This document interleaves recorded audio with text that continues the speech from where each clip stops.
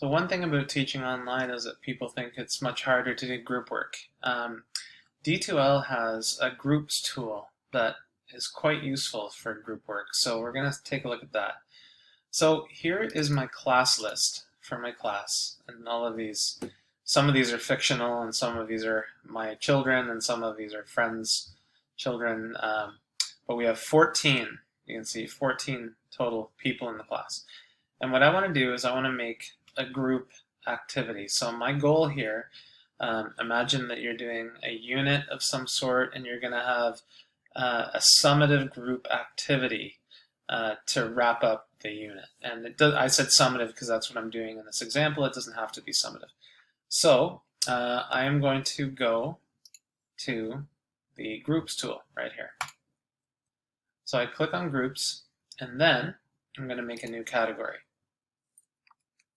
So the category that I'm going to make here is going to be called Group Activity A, whatever that may be. And it's going to be some sort of group activity, and I'll even say it's for unit, let's just say unit 5, whatever unit you're on. Now, this is where D2L is very cool. There are a lot of different ways to make the groups. You can just simply say I'm going to have a certain number of groups and then you can manually put people in the group. Or you can say, hey D2L, I'm going to have groups of, say, 3 students.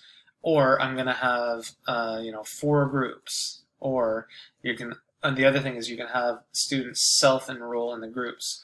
So lots of different ways to do it. The way I'm going to show you is I'm going to just say, hey D2L, give me groups of 3. So it's going to make groups of 3 as best it can, and I'm going to give each group a prefix of activity A underscore. Okay, and here you can say auto enroll new user. So if someone joins my class late, then they can just get thrown into a random group.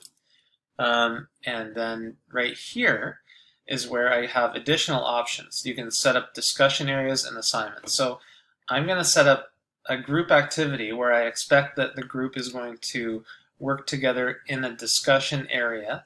I'm going to create a new forum for them to do that.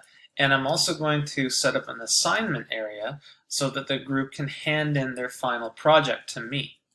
Okay, so I'm going to hit save. Oh, I forgot to make a forum. So I have to make a forum for the discussion area to be in. So the forum is going to be group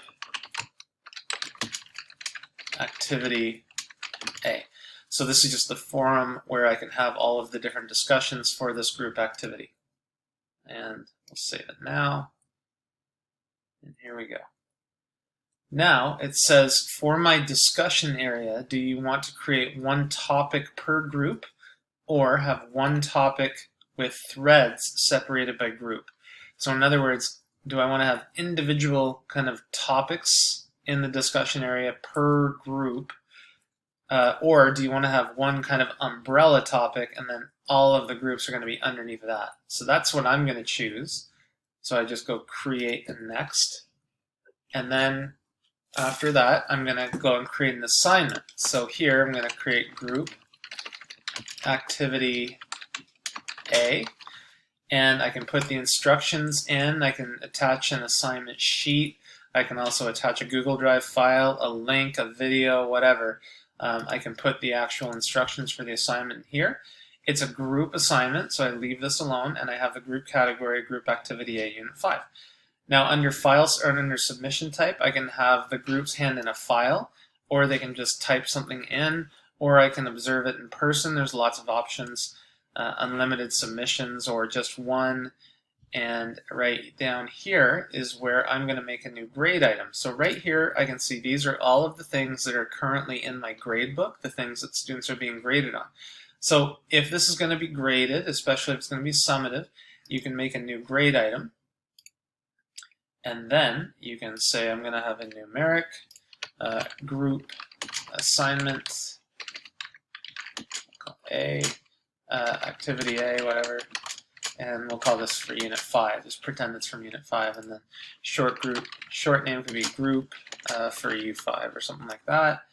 and you could say it's out of 100 and save.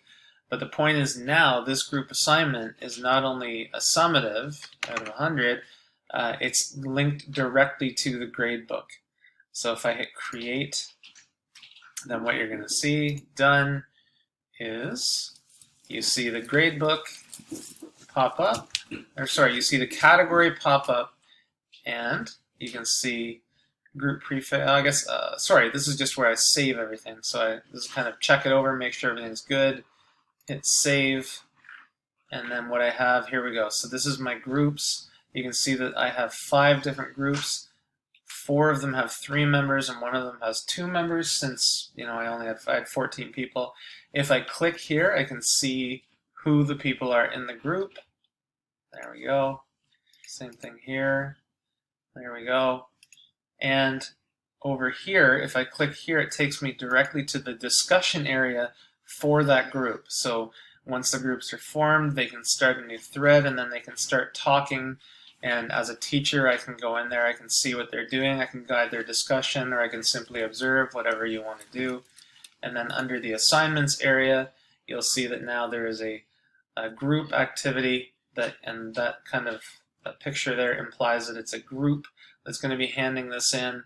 And you can see I expect 5 submissions, 1 from each group. So that's how the groups area of D2L can help you. Even though you might not be in front of them all the time, you can quite easily make them into groups. They can do their work online, so you can see it. It attaches an assignment to it and allows you to communicate with your students.